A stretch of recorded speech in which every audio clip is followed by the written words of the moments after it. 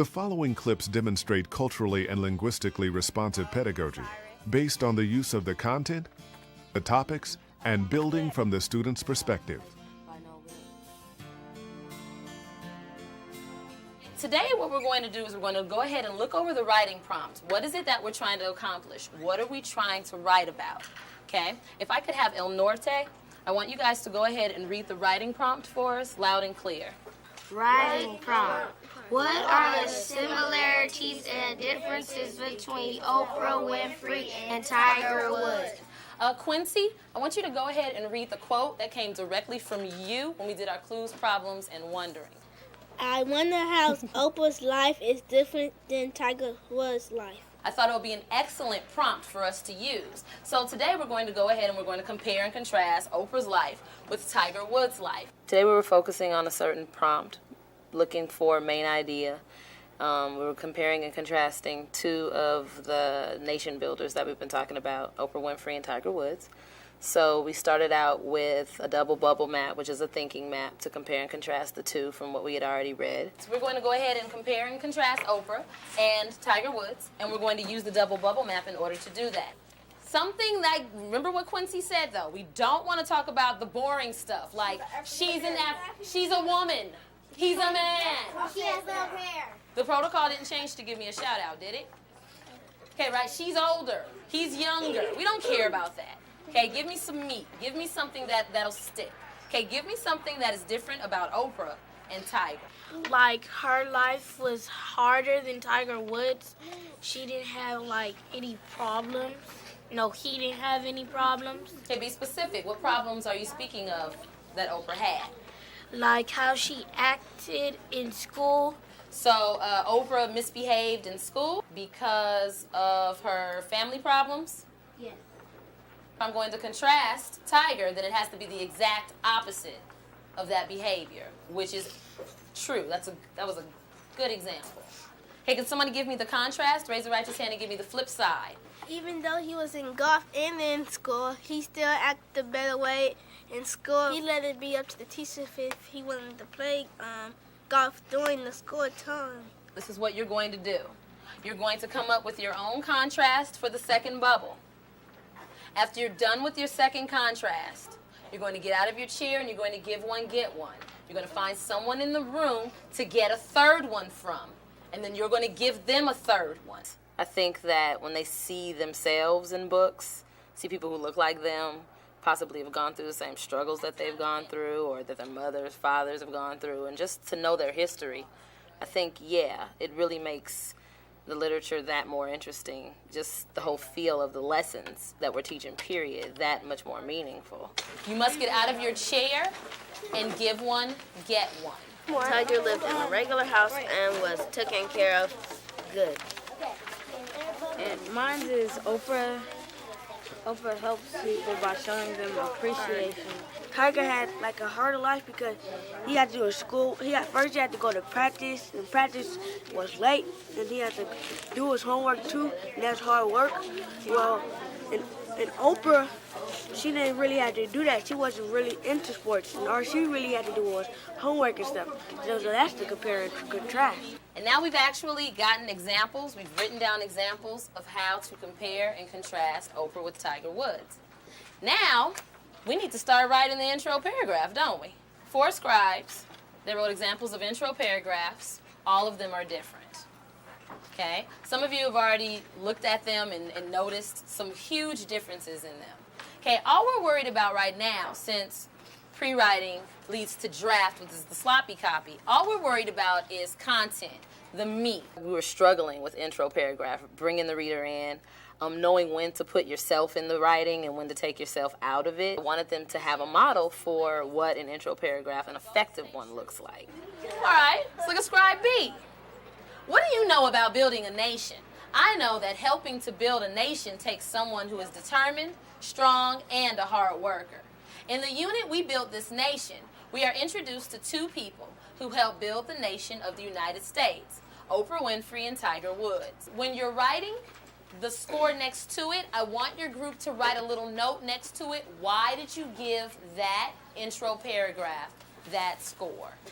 Got it? Okay, so we've gone over 4 examples of how an intro paragraph should look or shouldn't look. Okay? If we look back at Scribe B has the best intro paragraph because he starts off, or she starts off, with a question as a hook, draws the reader in, automatically gives you the main idea. Right, Zachary? Mentions the 2 people we're talking about in the prompt, Oprah Winfrey and Tiger Woods. They mention that we're going to compare and contrast just because they use similarities and differences. They already hook you in, main ideas there. Okay, now that we have an example of how an intro paragraph looks, you are now going to write your own intro paragraph. You're going to work together to write an introductory paragraph for the paper.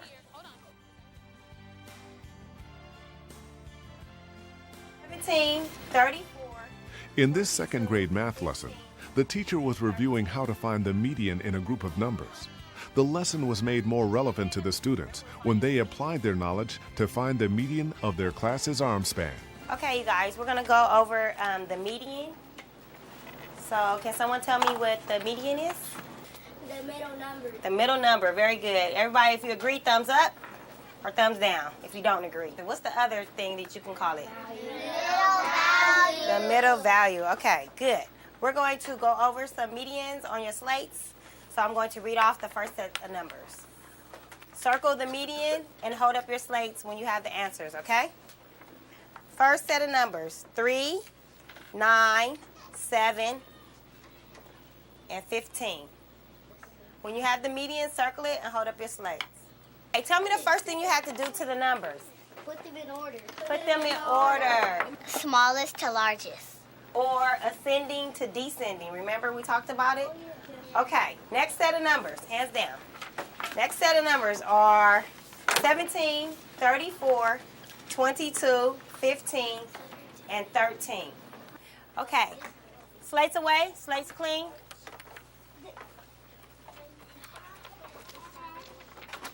Everyone go ahead and write the date and the time on this sheet right here. Find a space for your name and go ahead and write it. Of the arm spans of the students in the class. Today we're going to make them on a frequency chart that you have, and I have the overhead of it. We're going to start with the smallest arm span. What number is that? 46. 46 what? 46 inches. 46 inches, very good. Okay, so we're going to start with the number 46. That's already on my sheet and yours. What's the next number? 47. 47. What's the largest number of the arm span? 54. 54, that's where we're going to stop at. So we have 46, 47, 51, 52, 53, and the last one is 54. So yours should look exactly the same. In the number 46 inches, how many students are their arm span is 46 inches? 2. So how many tally marks? 2 tally marks right here. How many students for 47? 1. 1 tally mark. And 54, the last one? 3. Good. Okay, we need to add them up. 14, 15, 16. 16, good job. That's how many arm spans we have. Okay, I need someone to show me when we measure arm span, what do we measure? Go ahead, you can, go ahead. Inches. We measure in inches, and what do we measure on your body? Fingertip to fingertip or middle finger to middle finger, very good. So these are our class results. The shortest arm span is blank inches. Someone raise a righteous hand, Sydney. 46 46 what? inches. 46 inches, very good. The longest arm span in blank inches is what? Ian. 54. Good. Okay, so now we have quantity difference. 54 inches. Subtract 46 inches is how much now? 8 inches. Good. Okay, good job. We're going to make this frequency table into a bar graph. No, look at your sheets like this. Your frequency table. What about? How many bars do I shade going upward? 2. cars or boxes, right? Yes. Next one? 3. Next one. 0, 50. 1. My 2 helpers come up. I need one of you on this end at the 46 and one right here. We're going to find the median.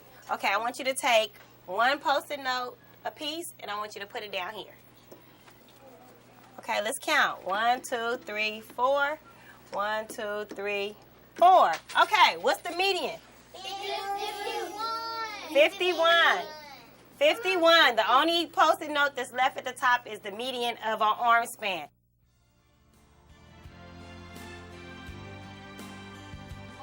In this middle school science lesson, the teacher is reviewing scientific terms in order to tie the lesson back to a video the students viewed earlier. In the video, KABC reporter Mark Brown discussed how he traced his ancestry back to Kano, Nigeria by taking a simple DNA test. Okay, so while we're going over the terms for this lesson, I want you to refer back to the video that you saw earlier, the pictures of my family, when you're looking to make connections. That's going to be the easiest way for you to do it. So we're going to start with the word chromosomes, put in the word academic term chromosomes, and then the meaning. All right, chromosomes, rod-shaped cellular structures that contain DNA that carries the genetic information which controls inherited characteristics such as eye color and blood type. So when you guys were talking about Mark Brown and how he looked like people in the city in Kano, Nigeria, and he had never been there before, those genes that you mentioned are on chromosomes. We'll use one of your examples for a connection. Sean, what is your connection for chromosomes? I've inherited a gap from my father. Okay, he inherited a gap from his father. Now, how does that connect to the word chromosomes?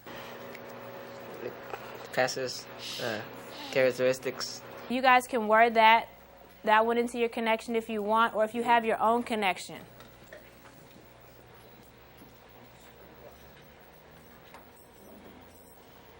The term is sex cells, and the meaning, those are the sperm and egg cells that combine to create an offspring. All right, start thinking about connections. It's a short definition. Most of you are already almost done. Raise a righteous hand if you've got an appropriate connection for sex cells. Eugene? Each sex cell has 12, I think, chromosomes. Okay, well, let's not use the word 12, but you can say that each sex cell has half of the chromosomes. Just put half of the chromosomes. So don't just redefine the word or give me a sentence that you put the word in, but think about how it connects to you and your prior experiences. The next term is inheritance. And we were talking about the video clip earlier. One of you used the term inheritance. And it's very simple. The passing of traits from one generation to the next.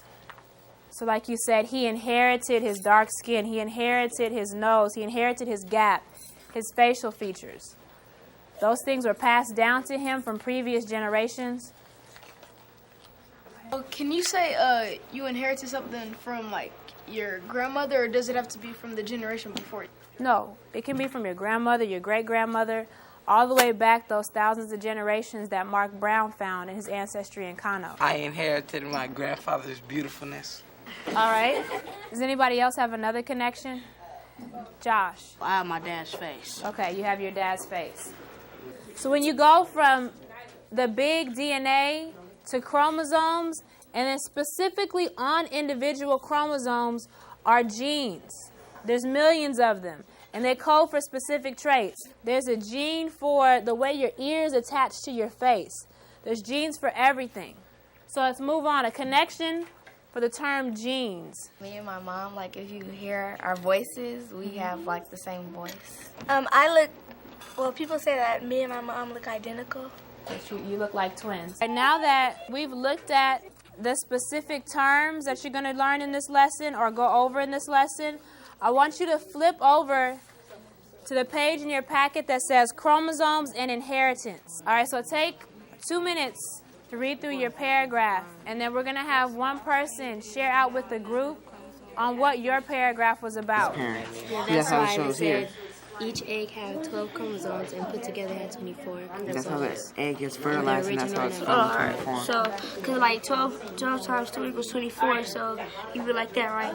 It's more like We're going to start with the first group. They're going to give us a quick overview of what they read, and then we're going to move on to the next group. And all of you are going to share out what you read in your paragraphs. All right, so this first group. Okay, basically in the first paragraph, it was saying that Sutton, he knew that the structures inside of the cells were responsible for the inheritance of genes, and so he did a test or whatever on grasshopper cells, and he took cells from their bodies to see how many chromosomes were in it, and he found that there were 24 in grasshopper body cells, and then he looked at grasshopper sex cells, and then he found that there were exactly half the number of chromosomes in the sex cells than there were in the body cells. Okay, well, that's a really good description. What we're going to do next is look at the process of how the genes are passed down from parent to child. All right, so I want you to turn to your next page, which has a pedigree chart on it. I'm going to fill in the information on the side. So in each generation, what's the relationship to yourself, and then how many people are in that next generation? So you can very quickly get up to where Mark Brown's ancestry was found 1,000 ancestors, and he was maybe 10 or 12 generations back. We're going to go back to our discussion questions on the news clip from Mark Brown. Now remember, his family was able to trace their ancestry back to a slave named Lydia in Shreveport, Louisiana, and then they had no more information. Now I want you to tell me, how did he find out where his African ancestry originated from? So his family had no more information past that woman named Lydia in Shreveport. How were they able to find out that he was descendant from people in Kano, Nigeria? Alexander? Oh, he was able to find out because he went to a special place to find out by DNA traces. What is in his DNA? What is special about that they're able to figure out where he was descended from? Sean had it, genes. So genes are on your chromosomes. So there was genes on Mark Brown's ancestor in Nigeria that were passed down to his child and their child and on through the generations that ended up in Mark Brown in the U.S.